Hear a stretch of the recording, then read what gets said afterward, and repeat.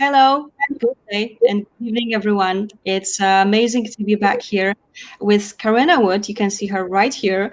Thank you so much, Karenna. It's definitely tough topic, but also interesting topic. And I'm very happy that we are able to provide you yet another topic on coping emotionally, going when you are going through IVF or afterwards, of course. And this is definitely unusual hour. But if you don't know yet, Karenna Wood, she is located in Perth in Australia. So as you can imagine, it is kind of tough to find the perfect time for both UK or Europe in general and Australia. But I do believe that it's going to be still interesting, and I'm glad that you are here with us. Thank you for joining, Karenna. It's wonderful to have you back. I think it's more or less a year ago that you've been here with us. So thank you so much. Yeah, thank you. No, thank you for having me. Thank you so much. Indeed, it's definitely we are very proud that you are on board with us once more. And well, as always, just let me remind everyone that we will start with Karenna's presentation. She will talk about her own experience, and of course, she will then answer all of your questions or comments that you might have, or if you are seeking for some advice, she is here to support you. So remember, you can do it in the chat section. But I always want to say that, of course, if you don't want to do it here, you can always get in touch with her, and I'm sure she'll be more than happy to help you out. And well, we are just simply here to because we just want to make sure that you know you are not on your own, just like that. Okay, so thank you so much again for joining. And if you don't know, let me just mention that Karenna Wood, she is the coach, but also founder of Your Fertility Hub. So if you haven't seen some of her stuff yet, I can only encourage you to have a look. She's been supporting patients for a while right now, and she has her own experience, and I'm sure she'll be happy to help you out, just like that. All right. Yeah. And that will be it from me at this point. Karenna, ready to start with your presentation? Okay. Yeah. Excellent. Thank you so much indeed. Let's go ahead. Thank you. Hi, everybody. Thank you so much for joining me. Yes, it is a bit late over here in Australia, but I'm really excited to be able to be with you tonight and to be able to hopefully help and give you a few tips and tools. So just a little bit about myself. I'm a fertility coach, a femtech expert, and the founder of YourFertilityHub.com. I am incredibly passionate about women getting more emotional support during infertility and finding the best ways to do that. I honestly believe often that we leave this whole emotional piece a little bit to the end, or it's the sort of thing that we look into further down the road. And really everybody who's going through infertility needs that emotional support. So it's my mission to try and bring that forward and help find ways to bring that emotional support to everyone. So I run YourFertilityHub.com, a website, and I also run an app, Your Fertility Toolbox, which is a web-based app, which I can tell you a little bit about at the end. So IVF. So I can imagine that any of you who are coming here tonight are either approaching IVF and perhaps feeling a little bit apprehensive if this is your first time, or subsequent cycles. Perhaps you have been through a cycle before and just wondering how you might be able to cope a little bit better. And this is really, it's a tricky subject, isn't it? Because IVF is such a roller coaster, and it is very, very tough. And I think there's no diminishing that, unfortunately. It is a huge process to go through, not only from a medical point of view, especially if you're having stimulated cycles, and then really also that emotional side and the impact that it has on your whole life. So I'm just so happy that you're here and you're looking into ways to be able to cope better, because that's the thing that I want you to take away tonight, is that there are ways to journey through this in a better way. There really are. And I'm hopefully tonight going to teach you a few tips and tools that can actually help you to journey better through.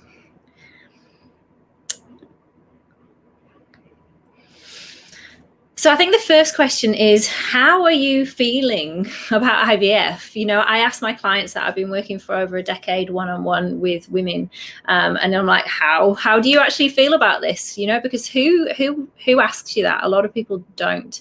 It really becomes very much about the process, about the appointments, and about everything you've got going on. And really, do we stop to actually say, oh my gosh, how am I feeling about this? You know, it's really common to feel apprehension, almost veering towards real fear and almost terror around this process, especially if you've not been through it before. You might be feeling happy and excited that, you know, maybe now you've been trying on your own for a while and now you finally feel like you've got some backup. You feel you've got some support there. This is like that next sort of step up for you. You could be feeling a whole multitude of things. It may be that you might be sort of on a slightly different page to your partner around the IVF. So that might be something that you're feeling. But I think the really important thing is to recognize and be aware of how you're feeling. So I'd love it if you could take that question away with you tonight. And if you journal or anything like that. And the reason I actually suggest journaling is because the science shows when we write stuff down, it changes how we process things in our brain. So it's actually really powerful when we write stuff down. A lot of times, and I'm sure you'll know what it's like when your thoughts are going round and round and round your head, they're in a loop and they can't get out. And you may be not being able to find solutions for them yourself. But when you actually write stuff down, write your emotions down, just a stream of consciousness in a journal or a bullet journal, just jotting down some things quickly, it really brings that conscious awareness onto those feelings and actually helps you to process them a little better. So really, maybe if you can, just take a few minutes, that's all it takes. So just write down how you're really feeling about IVF. And if you're going through this with a partner or a husband, to actually open up, you know, with each other about how you're truly feeling about this process, because it's really important to sort of be, you know, open and honest around this and get the support that you need if you are feeling very fearful or you're feeling a bit unsupported by people around you, that sort of thing. It's really important to just note this down and actually become aware of it is the first step. And then the next big question is, how do you want to be feeling about IVF? Now, one of the things that you will hear me banging on about if you're over on the toolbox or on our website is that we can't choose our situations. IVF is a club that nobody wants to join. Nobody wanted to come into this club, but we can't control that, but we can control how we think about IVF. We can control how we respond to IVF in our emotions and thoughts. Now, it might feel sometimes like emotions become the boss of us, like we're totally out of control, for example. That's a really common feeling during infertility. But where we can take back control is in our feelings and thoughts and emotions. And it really does start with our thoughts. You know, we have millions of thoughts all, you know, throughout the day. Not all of them need to stay. Not all of them need to reside and take up your brain space. And not all of them are healthy and serving you. For example, if you're going through a cycle of IVF, but your daytime thinking is, this is never going to work, this is never going to happen for us. You're taking all the steps and actions to make it happen, but your thinking is contrary to that. And it's really making a very difficult sort of mindset situation for you. But this is an area we can take control of. How do you want to feel about IVF instead? So all those things that you wrote down, all those things that you thought around when you said, how are you actually feeling about IVF? How do you want to feel instead? So if you are feeling, for example, very fearful, maybe it's that you just want to feel apprehensive, a normal level of apprehension going into this, but to release some of that fear. So recognizing and really working towards actually saying, this is a kind of goal. This is what I want to work towards, how I want to be feeling about IVF. So I'd love it if you could also ask yourself that question, because that is another key question. Now, aligned with that is, are you going into this optimistically or pessimistically? Now, by the time you've got to IVF, you will likely have gone through so many natural cycles, so many hurdles, tests, ups and downs. So it is natural to feel pessimistic because the thing that you're trying to get to hasn't happened so far, despite doing all the things that you've done.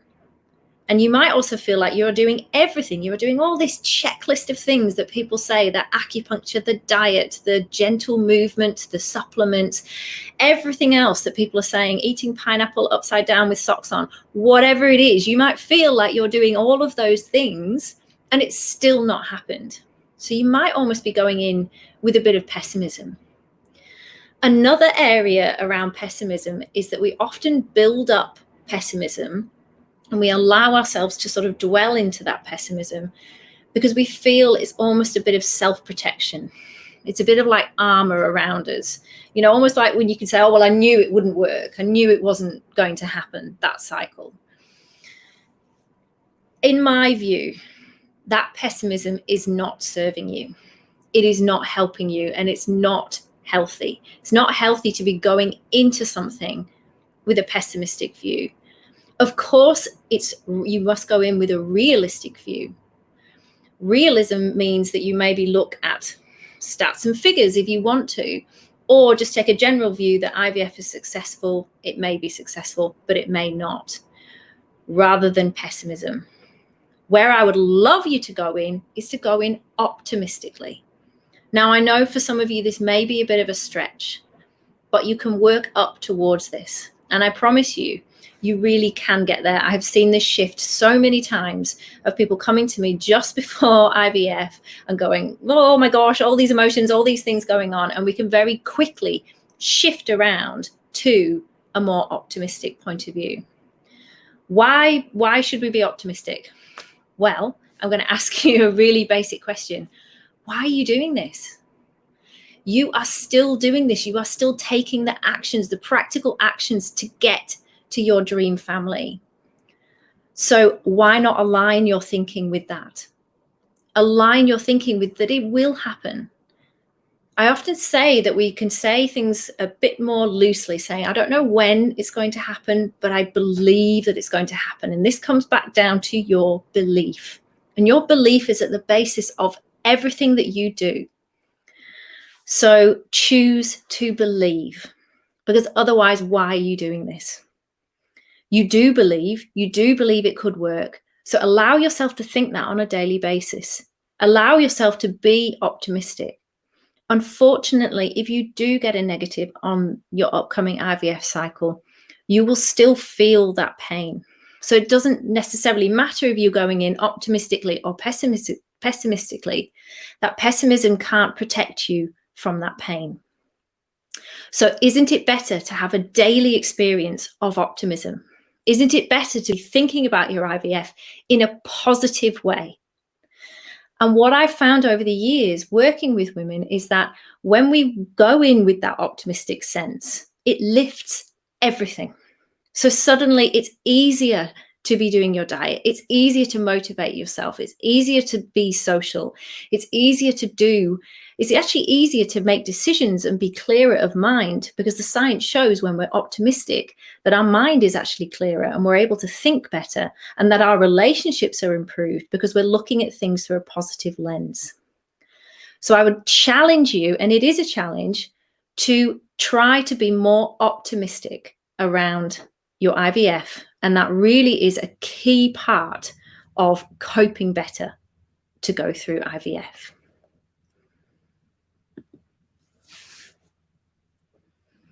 Being assertive.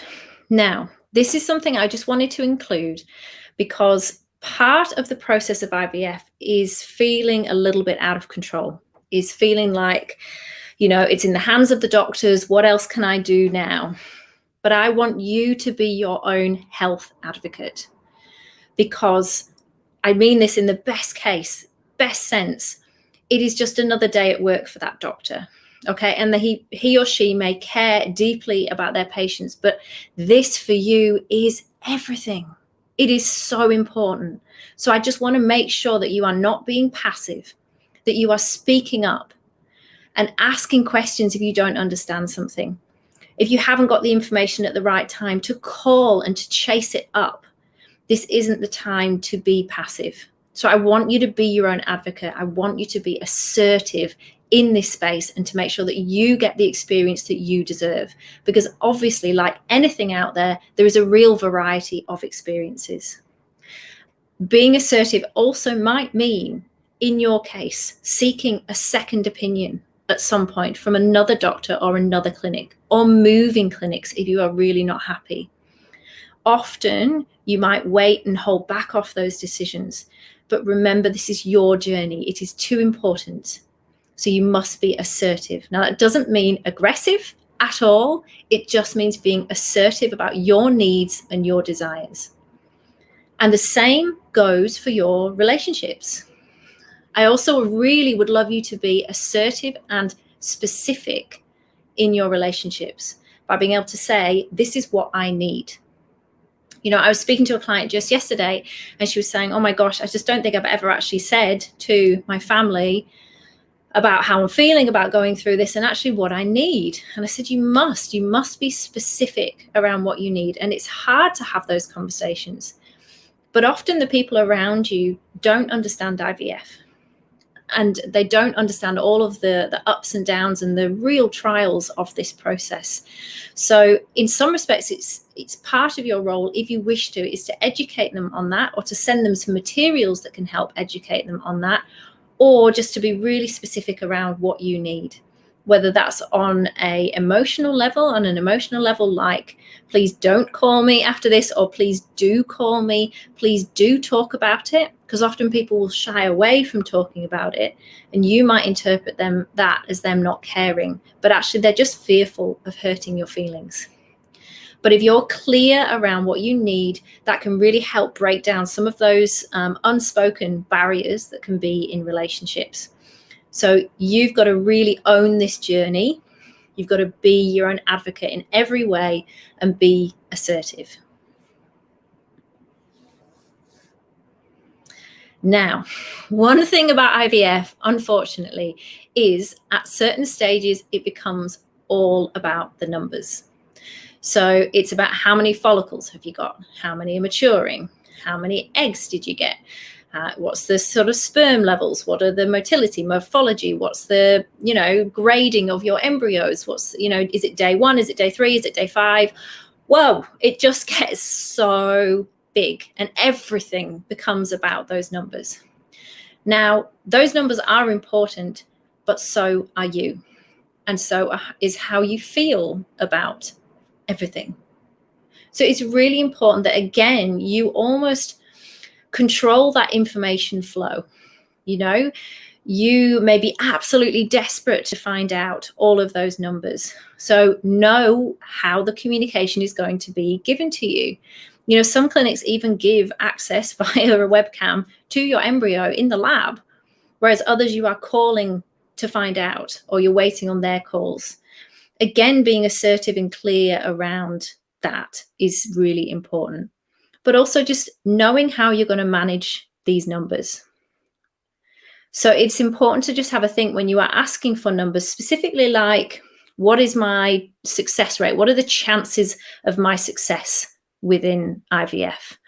And I've worked with people who have been given chances, doctors who said, you've got no chance, less than 1% that you will conceive. And they do go on to have their families. So what did that number do to them in the meantime? So they still persevered despite a very dire diagnosis of less than 1%.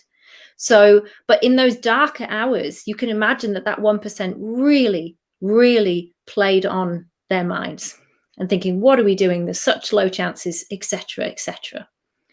So I know a lot of people want to find out that percentage success rate, but I'm just asking you to be cautious about what you're going to do with that number, especially in those darker hours when things are tough. So sometimes it's actually thinking, do I need to know this number? Is that actually going to help me and support me? Now, the last thing really also is around getting a positive or a negative, because that unfortunately is it, isn't it? Coming out of this process, once you have had your transfer, it is positive or is it negative? Now, what I like to say to my clients is, I would love you to have a positive plan and a negative plan. So what that's actually doing is thinking through what you are going to do. So does that mean that you are going to early test at home? This is a real area of stress for so many. And, you know, there's so many women holding out, you know, I'm not going to test, I am going to test. It almost is like that question, to test or not to test. Having a bit of a plan around that. How are you going to manage your mindset, manage any anxiety around that? Or are you literally just going to wait for the beta? Are you going to wait for the result from your clinic? So that is one important area to make a decision on and to stay firm in your mindset. Trust that inner voice within you, which is telling you what is going to be best for you. That might be different to someone else, but listen to yourself. And when it actually comes to the results, what do you want to do if it is a positive? Who's the first person you want to call? Where do you want to go? What do you want to eat? Think it through. If it is a negative, it is just important that you think this through as well. So who are you going to call? What do you need in that moment? Do you need to not be at work? Do you need to leave work? Do you need to be by yourself? Do you need to be surrounded by friends or family or a specific someone? Think about what you need in that moment around the negative. And don't just think around that one day. Think maybe the next day or the rest of the week and how you want that to roll, because you might have some work plans or some social plans or some things that you need to work around. Think about that now, because what that does is that helps you in that moment, because your brain has already got a plan. It's got a plan that you can go to straight away in your mind. Now, another little tip that I give people is to often put a little time limit on a negative and on that grieving, because it really is grieving when you get a negative. You've been through so much and there was so much hope there that it is a grief. It is a loss when you get that negative, because it's a loss of that hope and those dreams, because you've probably already calculated forward to what that due date might be, what that means for you, your family, your work, everything else. It's a loss of those dreams. So, but what I often say is, if you can put a very basic time frame on the amount of time that you're going to allow yourself to really just spiral, to just be negative, to just allow yourself to cry and just really to get it all out. Now, this doesn't mean that when that time finishes that straight up and out, but it just gives a bit of an endpoint in your mind to that feeling. So some of my clients have called it like the 24-hour pity party, or the 72-hour I'm going down, I'm going to ground, I'm staying in bed, I'm not getting up, whatever it is. But even just putting that little nominal time frame on that downtime can actually really help you to structure, right, this is the point when I'm going to try and pick myself back up. It doesn't mean that it's going to be an upward trajectory from there. You will go up and down, but at least it gives you a little bit of structure around those days following a negative result. So not a lot of people talk around that, but I feel, and in my experience, that's been really helpful. And the other thing is that when you put the time and energy into yourself and into thinking about how you can cope better, and actually using some of the tools and strategies I'm going to talk about next into doing that, then that can actually really support you to feel stronger if you do get a negative. I was working with a client for quite a while, and after she received a further negative, she said it was just really different. She said the negative was there, the pain was there, but I felt different. I felt stronger. And that would be my hope for you. Again, on that planning line of thought, coping afterwards. So what are your plans for after IVF? I think it is important when you're going into it to have some sort of plan around, are you going to do another cycle if it's a negative? Are you going to take a break? What are your plans around after IVF? If it is a positive, where will you go for your pregnancy care? Where will you go for birth? It's good to have a plan. So coping afterwards can be really helped by having that plan. But the other thing, and the last thing is, before we delve into some tools and some real practical ways that can help, is actually thinking about you and getting back to you and your plan. You know, what does it mean for you? What does IVF mean for you? And where do you want to go? And where do you want to take this? And to know that it is okay to take a break. We're often very scared to take a break, but sometimes it can be just the thing that we need to refresh, to reframe, and to be able to go into another cycle. You know, we can often be fearful of losing time. There's that real time pressure on us, particularly with age and that sort of thing. But don't put that pressure on yourself, because you don't want to go into another cycle, maybe back to back, if you are not ready. You need to be ready. You want to go into any IVF cycle in the best place possible, so that afterwards you can have no doubts that you did all that you could. You don't want to have to play those mind games around, did I do everything that I could? Was I in a good space? Because I have seen it from the other side, when women go, I knew that cycle wasn't right. I knew I shouldn't have done it, but they went through it. So listen to yourself around taking a break, where you're going to go next, and thinking through those plans. It is okay to take a break. Now, one of the things that I am famous, that's probably the wrong word, sorry, that sounds awful, but you know what I mean, famous for is supplying women with practical tools to support you. And that's why I actually built my app, Your Fertility Toolbox, because over the years I'd built up so many meditations and mindset tools and talks on this and workbooks on this. And I wanted to really get this out there, because, you know, wanted to get this out there wider than just my one-to-one clients. And now we've actually supported over 3,500 women to find a better way through infertility, which is just amazing. But what I want you to know tonight is that some of these tools can support you to cope better through IVF. They're not all going to be right for you, though. I want you to see this list that we're going to quickly chat through as like a buffet, something that you can pick from, or like your toolbox in the shed, that you pick out something when you need it, or something that's right for you. You always have that same tool that you go back to. So often I'll find that certain clients will benefit more and gravitate towards meditation. That's their thing. If that's not your thing, that's okay. I would recommend that you give it a try, however. Meditation, you know, in our general sense of it, we always think of someone sat there in peace and quiet, you know, hands up, cross-legged, and chanting and that sort of thing.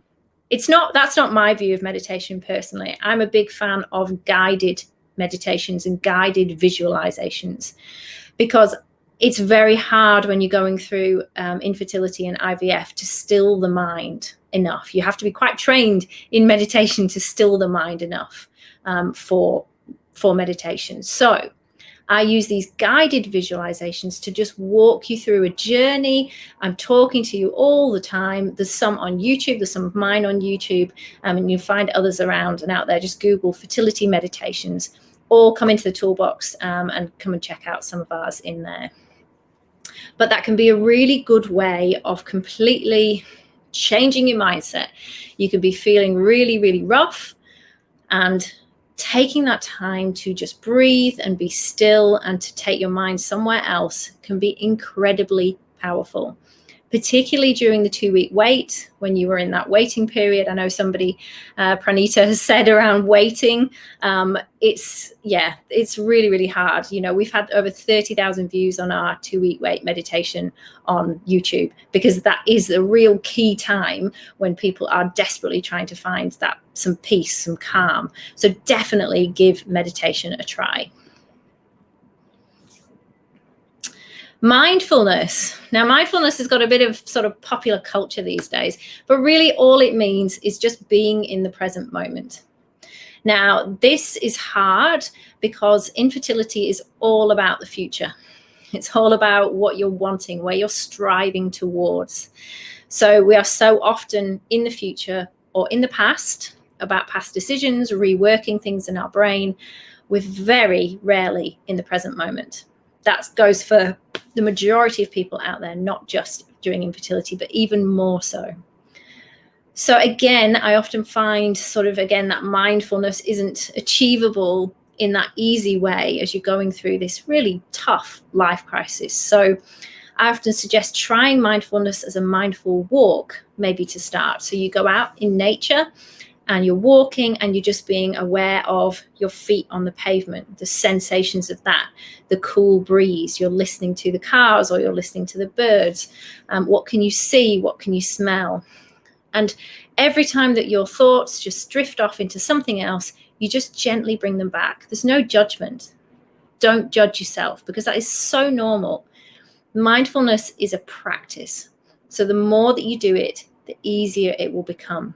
So just being mindful in the moment, when you're having a great moment and you're enjoying it with your partner, for example, or a social occasion, just stay in that moment and enjoy it. Don't allow your thoughts to drift, because as I've said earlier, you are the boss of your thoughts and emotions. So you can take control of those. Don't judge yourself when it's not that easy, but you can. And the more that you do it, the easier it will become. So connection and support. Sadly, a lot of people going through IVF feel very alone. You may have the odd friend or so who's gone through it before you that you may have connected with. You may be in online groups or forums that gives you some information and some form of connection. But overall, you're likely feeling quite alienated and quite alone. And that makes me so sad, because that is my mission with Your Fertility Hub, is to make sure that you don't feel like that. And that's what I say to every client and every member of the toolbox, is I'm here to walk with you every step, because that's what I honestly believe that everybody deserves as they're going through infertility, and particularly through IVF. So I want you to review your support network. I want you to actually think about this. Who are your support stars? Who are the people who you can turn to no matter what? Your husband, your partner, your mum, your sister, your best friend. It may be your boss. It could be somebody on one of the groups. Who is it that really builds you up, that makes you feel good? And know who they are and lean on them. And as I said earlier, be assertive and be specific about what you need. But it may also be that you need to reach out for more support. Don't fear going to see a professional. So there are sort of fertility coaches like me. There's likely to be a fertility counsellor at your clinic. It is actually mandatory here in Australia that we have a fertility counsellor. And they're not just there for when you have to have the mandatory counselling around donor eggs and that sort of thing, or surrogacy. It is actually really important that you can go and see them if you want to. You could go and see a separate therapist. You could maybe approach your GP if you don't think that you're feeling really good as you go through this process, and get support through there. I just want you to know that there is support out there. But just a little caveat on this. The reason that I set up Your Fertility Toolbox separate and away from social media is because social media in itself is a wonderful thing, but it can also be quite damaging to your mindset. Your social media feed is controlled by someone else. The Your Fertility Toolbox feed is controlled by me, to be a positive and inspiring place where we don't talk around information. We just talk around how you feel and supporting each other about how you feel in our community. Some people in the groups and things that you're a member of, you might actually find them quite stressful. So I was working with a client who had stage 4 endometriosis, and she was in all these groups and tuning into all of the information around that. And that would have been really important for her at one stage. But now she was trying to conceive. She was still consuming all of this information about endometriosis and how dangerous it was and how unlikely it was she was going to conceive. So she was creating this environment around her of fear. And I said, why not just press pause on some of those groups, some of those emails, unsubscribe. You can always go back to them.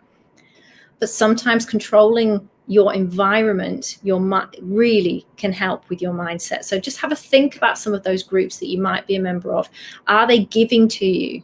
Or do you just want to pause them for a little while just to really sort of control your feed that you're consuming on a daily basis? But you might not be able to block out pregnancy announcements, family events, pictures of people's kids, and all those other things that really sometimes you just can't deal with. And that's okay. So just press pause.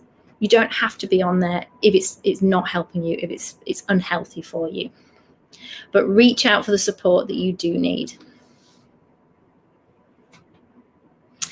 Mindset is basically almost all of the things that we've been talking around, but just being conscious of your mindset and working on it.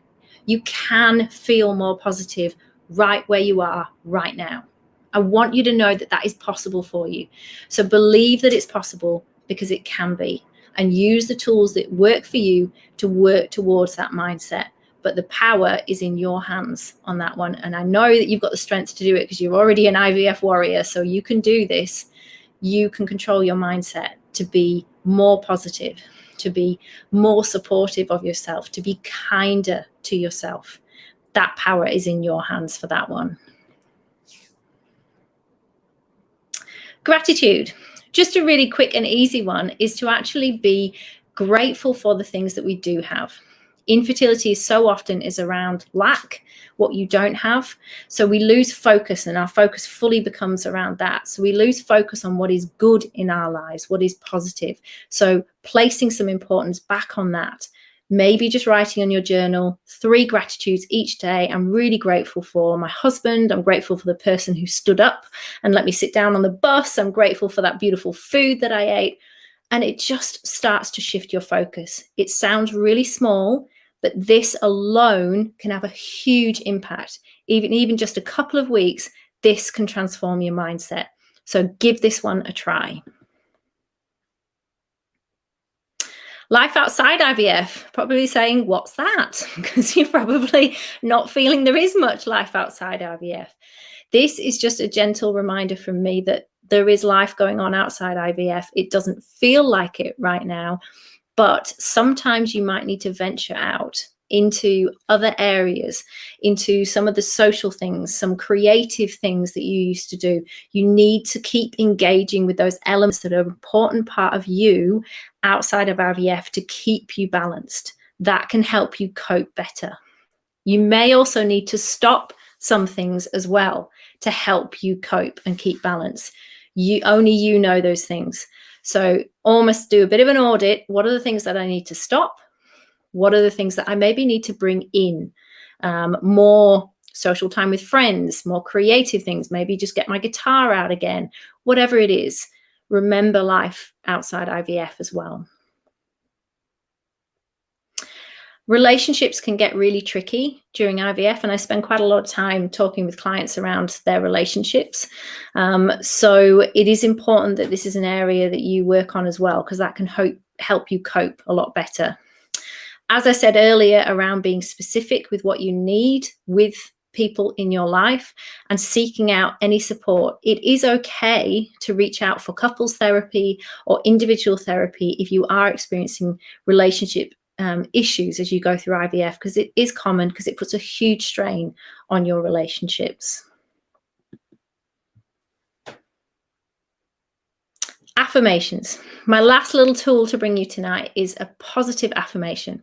You can go away, grab some from the toolbox, or on our website, we've got some free to download, or just Google fertility affirmations. An affirmation is a positive forward-facing statement.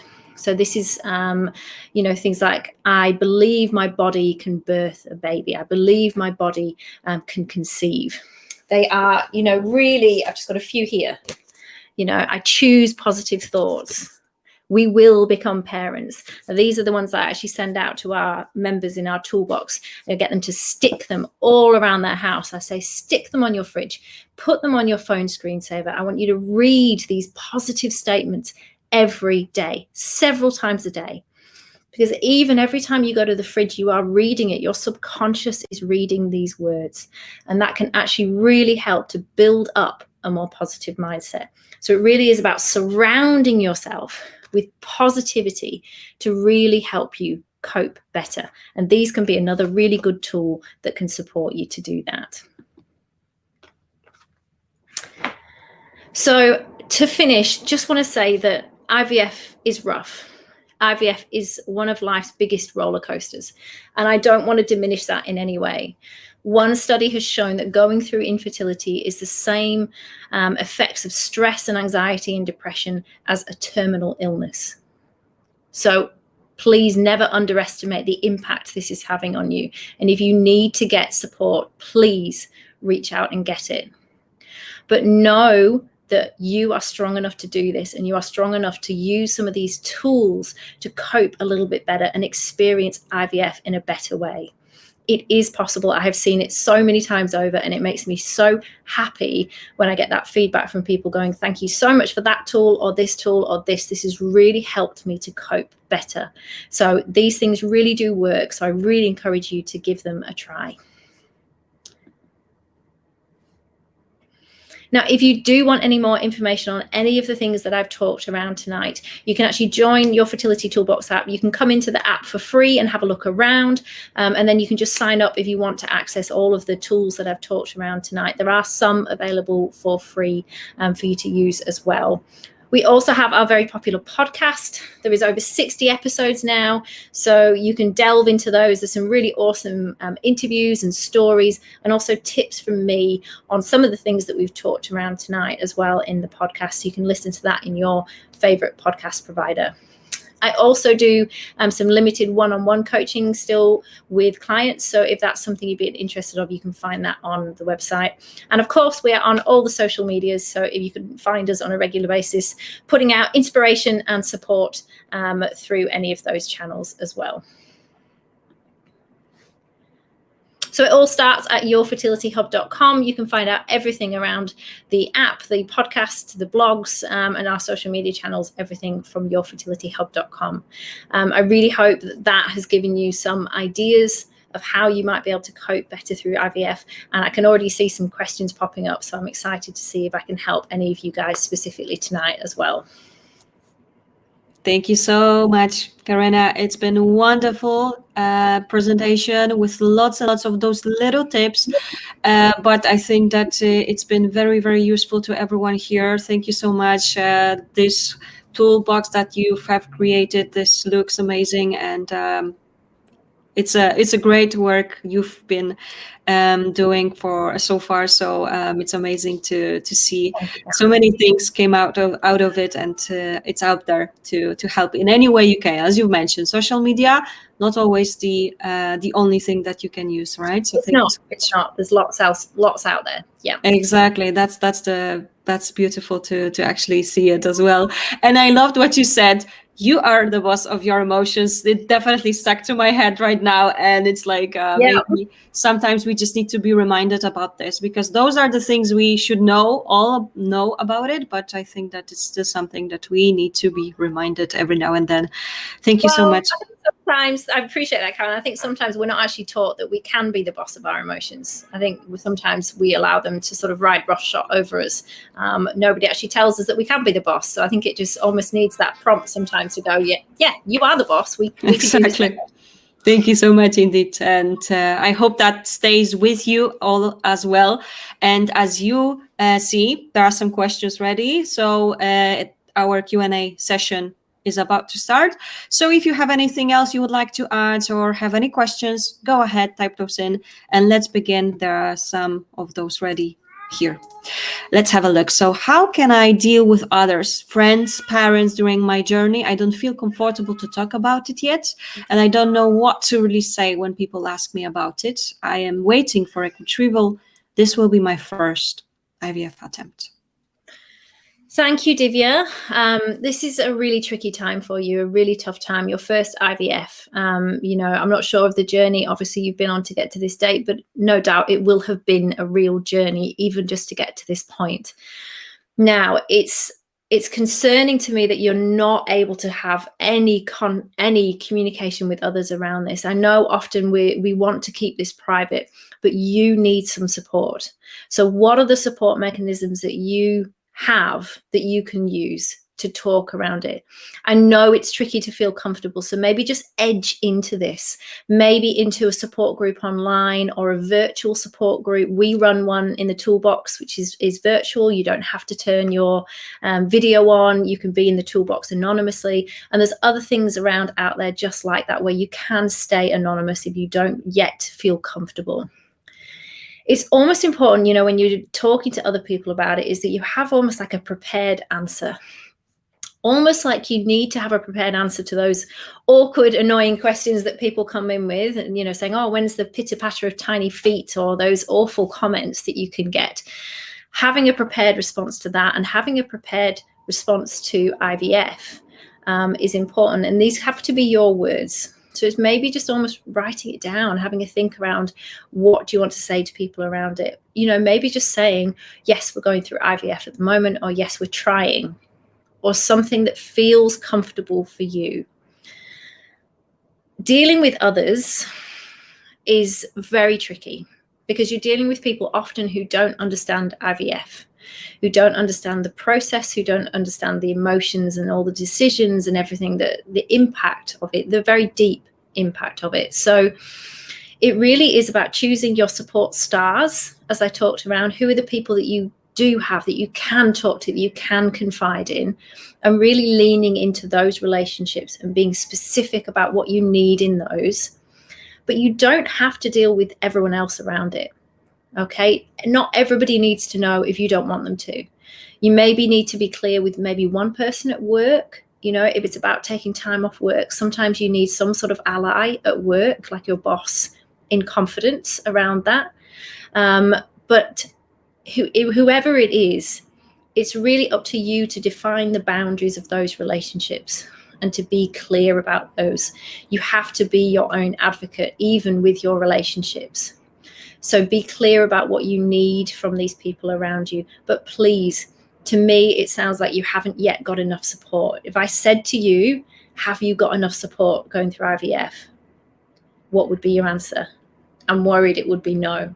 So please go and away from this and try and, you know, have a think around the people in your life that are there to support you, and also maybe some extra support, whether that be professional support or something online, virtual, where you feel comfortable. Thank you so much for your, of course, question, but also for your advice. Okay, and fingers crossed. Okay, we are definitely here to support, and as Karenna said, there are options, there are ways. Just try to do it, right? Okay. There are. Thank you so much. Of course. Thank you. Let's have a look at the next question that we have from Nicola. So do you think the mindset can have an effect of the outcome, or do you think it's more about protecting mental health well-being? This is a really interesting question, and I've done a lot of research myself in the area, particularly pertaining to the impact of stress and fertility, because there's a lot of talk around there about does stress impact infertility? Now, according to the latest research, the jury is still out. Really, we don't have enough research to show whether our emotional state is having an impact. In my view, in some cases, often the more extreme cases of extreme anxiety and extreme stress, I feel it can affect the body. We do have this mind-body connection around affecting the body. But I don't honestly think it's an argument that's worth getting into, because what we do know conclusively is that when we work on our mindset positively, it has a huge impact. So that is the area where you need to place your emphasis, is on creating a positive mindset, because it creates a better environment for you now as you go through this process. And that is just as important. This journey and where you're in right now is just as important. So there isn't, unfortunately, a very clear, definitive answer I can give you on that in terms of what affects the outcome. There are some new studies showing Things like they're measuring the cortisol stress levels, stress hormone levels in people's hair as they're going through IVF, or saliva as they're going through IVF. But the things that are showing is that when we work on it positively, and when people feel supported when they're going through IVF, that we often get those better outcomes. So really, it is about just putting your best foot forward and putting your energy, instead of into that question, your energy into the known positive benefits and positive outputs you can get from really working on not just protecting your mental health well-being, but enhancing your mental health well-being. I honestly believe you can actually improve and move forward with that, even during all of this stress and upheaval of IVF. All right. Thank you so much. Definitely an interesting topic, and I guess something that we could even have another webinar on, right? Yes. So thank you so much for bringing this, Nicola, and that sounds interesting for sure. Thank you so much. Thank you. What Hannah has added, let's see. What to do if I'm really open to changing my attitude, my mindfulness, but my husband isn't. He's being very negative and seems passive. We've had one failure with donor eggs. My next transfer is in July. He doesn't seem too excited. Thank you, Hannah, and I appreciate you sharing this. And this is actually really common when partners are often on a different page at different times you go through IVF. And if you're on donor eggs and that sort of thing, this isn't your first rodeo, I'm sure. So there's been a series of events that have led up to now. Now, we don't know exactly what's going on in your husband's mind and how he's feeling around this, and I think that's it's hard, because you might be reading him in a certain way. So him being passive may actually mean him being just not wanting to talk about it, shutting down on the issue, which is not necessarily a good thing by any means. It could mean that he's not wanting to hurt you by bringing it up and talking around it. In terms of you actually saying he's being very negative, that might be him putting up his self-protection armor, because he's been hurt just as you have, as you've gone through this journey, of course. So is this his way of being self-protecting himself as he goes through to be negative? But your attitude and your mindset is not his. Of course, you're going to bounce off each other, but you need to put some clear boundaries in there for you, for your mindset, and you can do this. So for your July transfer, you need to go in saying, I am going to be positive. I am going to be doing this, because you can't control other people. And it's really, we can try as hard as we want, but it never works. You can't control your husband. You can't control how he feels. You can't control how he reacts. The only thing you can control is yourself and your reactions and your thoughts. So create the positive environment for you, and perhaps have a very open and frank discussion with your husband, just saying, your emotions are really impacting me, or just to be able to say, look, I want to be positive going into this. Please, can you be supportive of that? And maybe just checking in to see if he needs to get some support as well, because he might not really have anyone that he talks to. He might not be going on webinars like you are. So he might be really lacking in that support. So maybe just sort of opening the door for him to say, maybe to get some support outside of your relationship as well, or even support together. Couples therapy can be a wonderful thing at this point, so don't discount that either.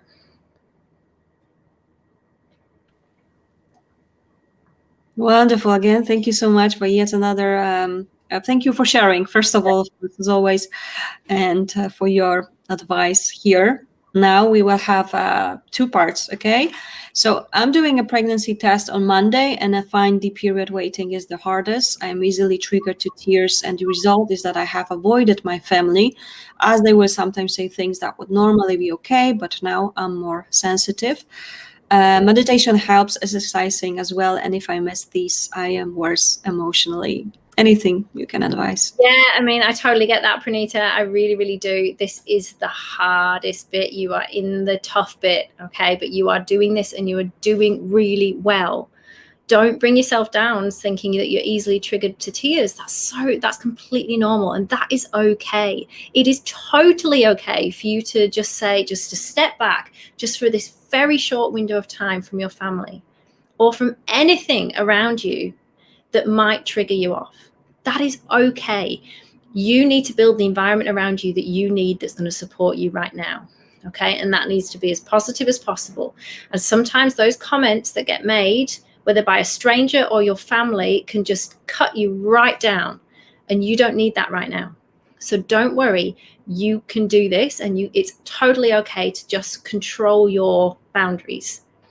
Now, you said that you know that meditation and exercising helps. Well, that is a wonderful thing. You already know some of the tools that work for you. So just keep doing them.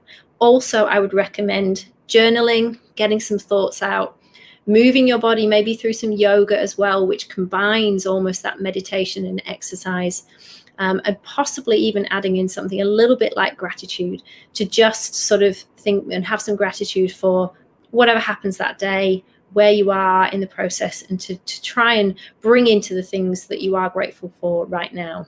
But this waiting period, so hard, so tough. It's very tricky, but just do your best to what you need in this moment is okay.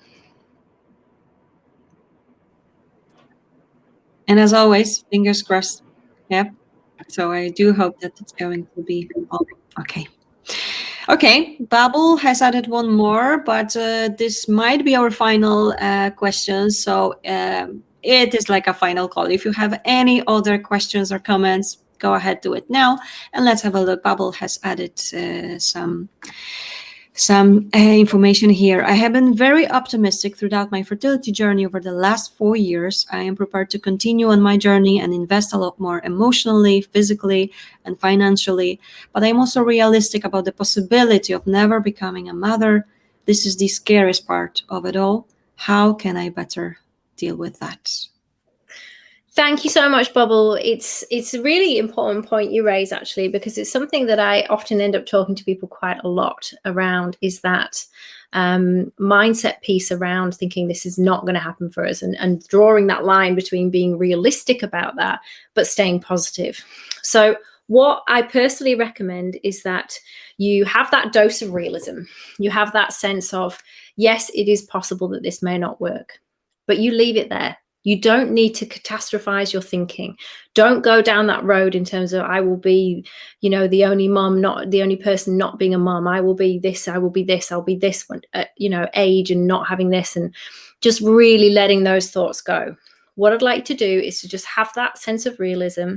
Almost, let's say 5% is, yes, I'm realistic that it may not happen, but then spend the 95% of your thinking time, the 95% of your day, thinking about that it will happen, that you are going to put everything into this to make this happen, and putting your mindset onto that.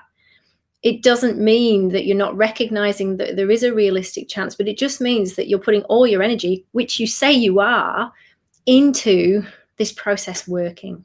So don't let yourself spiral into those really scary thoughts, because they're not serving you. If it gets to a point, and there will be a known point where you say, I can't do this anymore. So the reason that people stop IVF is emotional strain, is the emotional and financial strain, is when they actually say no more, close the doors to IVF. But I also want you to know that closing the IVF door also opens other doors.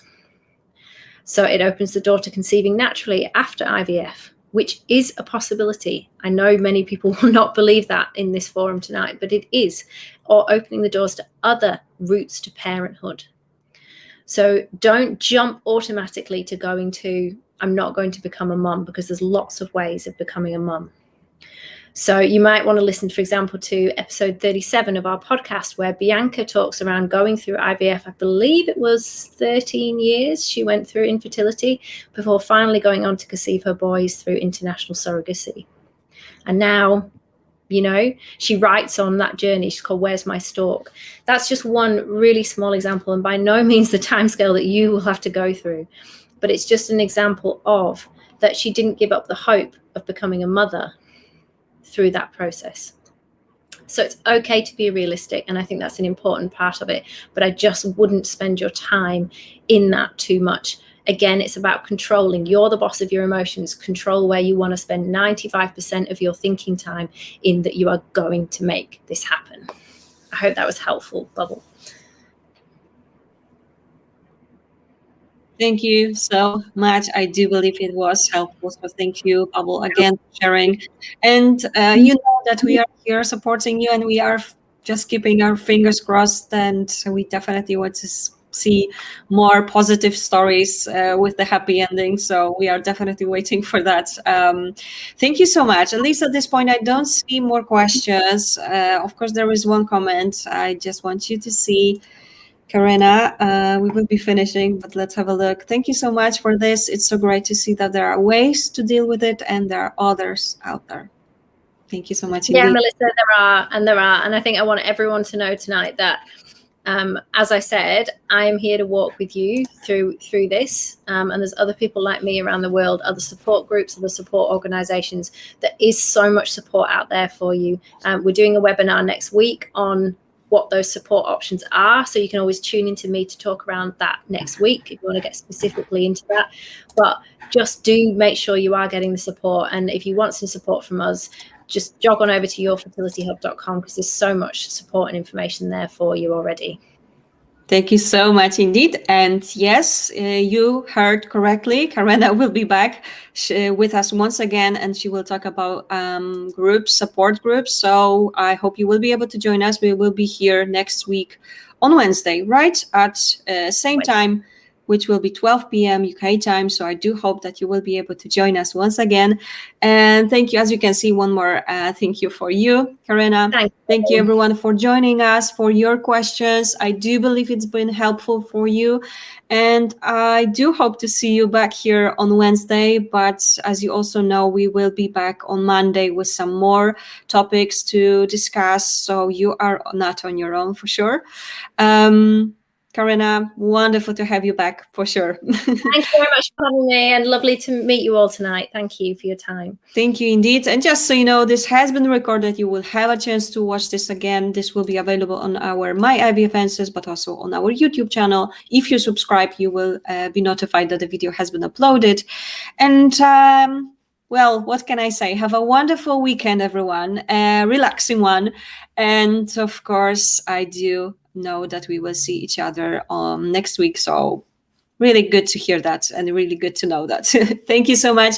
Karenna, take care as well. See you soon. Thank you, everyone. Thanks. Bye. Bye.